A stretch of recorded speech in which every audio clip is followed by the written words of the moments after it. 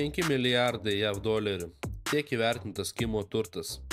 Tad aukščiausias vadovas gyvena tikrai sočiai, ko nepasakytum apie likusią šalies dalį. Nepaisant sankcijų, Šiaurės Korėja randa būdų atsigabenti daug prabangos prekių, šalies elitų jų netrūksta. Sankcijos Šiaurės Korėjai taikomos dėl branduolinių ginklų politikos, taip pat dėl gausybės žmonių teisės pažeidimų. Kimui nusispjauti sankcijas, kadangi jis kontroliuoja didžiulį kontrabandos tinklą, kuris tęsiasi per daugelį šalių. 2018 metais 2 šarvuoti Mercedes Maybach limuzinai, kurių vieno kaina siekia iki $500 000 JAV dolerių, buvo atgabenti nuo Rotterdamo uosto per Kiniją, Japoniją, Korėją ir Rusiją. Laivas išplaukęs iš Pietų Korėjos uosto tiesiog atjungė visą ryšį, kad nebūtų susektas ir apeitų sankcijų įstatymus. Tuo pat metu, kai laivas su mašinom keliavo į uostą, iš Šiaurės Korėjos išskrido lėktuvai, skirti transportuoti didelius krovinius į Vladivostoką. Tad netrukus 2019 metais Maybachai jau buvo pastebėti Šiaurės Korėjai.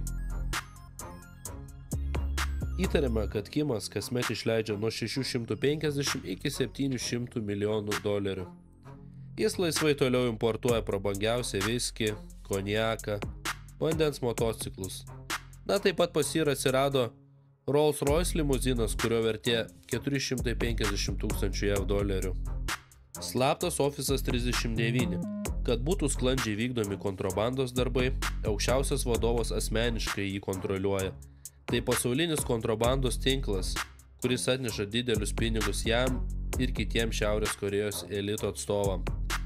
Ofiso 39 pagrindinės užduotis yra narkotikų kontrabanda, padirbinėjimas, prekyba žmonėmis. Kągi, aukščiausio vadovo šokiruojantis įstatymai.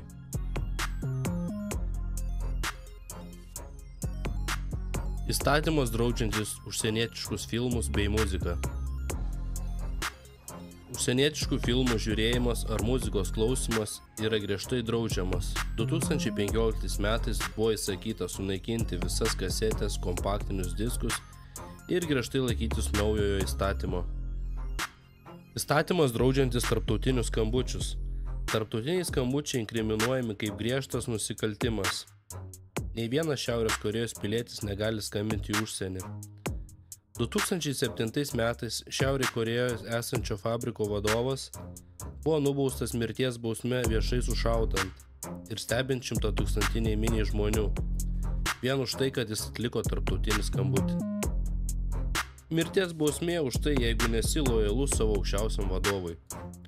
Jeigu netyčiuką prisnūstumėt susirinkimo metu, kuriame dalyvauja Kimas, tai būtų priskiriama nelojalių poelgių prieš savo vadovą ir reikštų mirties bausmę. Taip ir įvyko 2015 metais vienam iš ministrų. Jis buvo sušaudytas stebint miniai žmonių, kad užmigo susirinkimo metu, kuriame dalyvavo Kimas. 3 kartų bausmė.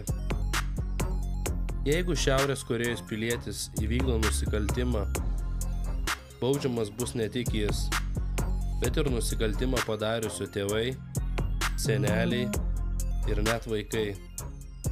Argi tai nesilpnapročių įstatymai? Dar tokios nesąmonės nesat girdėję. Galimos tik valstybės tvarka nustatytos šukuosinos, kurių iš viso yra 28. 18 skirtų moterim bei 10 vyrams. Visi kiti kirpimo būdai yra draudžiami. Šį įstatymą Kimas priėmė 2013 metais. Bet savo įspūdingos plaukuosenos į sąrašą neįtraukė, nes nori būti unikalus ir niekas negali turėti tokios pačios gražios plaukuosenos kaip jisai. Įstatymas neleidžiantis gyventi sostinėje be leidimo. Taigi Kimo noras yra toks, kad tik sėkmingi pasiturintys ar elito sluoksnio žmonės gyventų sostinėje. Biblija griežtai draudžiama Šiaurės Korėjai. Šiaurės Korėjai Biblija priskiriama vakarų kultūros simboliui. Ji uždrausta, nes manoma, jo gali pakeisti žmonės. Viena krikščionybė išpažinusi moteris ir turėjusi Bibliją buvo suimta ir jai įvykdyta mirties bausmė. 2014 metais Amerikos pilietis keliavęs Šiaurės Korėjai buvo suimtas ir įkalintas 5 mėnesiams. nes netyčia paliko savo turėtą Bibliją restorano tualete. Štai dar keletas šio despoto nesąmonių. Išvykti šalies gyventojams draudžiama naudotis užsienietiškais prietaisais, griežti apribojimai turistams, įžeidusiems Kimario šeimos narį mirties bausmė, kiekvieną naktį privalomas elektros atjungimas. Šiaurės Korėja paviešino Holivudo stiliaus video, norėdama parodyti savo galybę. Nufilmuoja raketos paleidimą. Video buvo transliuojamas per Šiaurės Korėjos televiziją. Ir štai pagrindinį vaidmenį atlieka nepilno proto veikėjas užsivilkęs juodą kožankę bei akinius nuo saulės.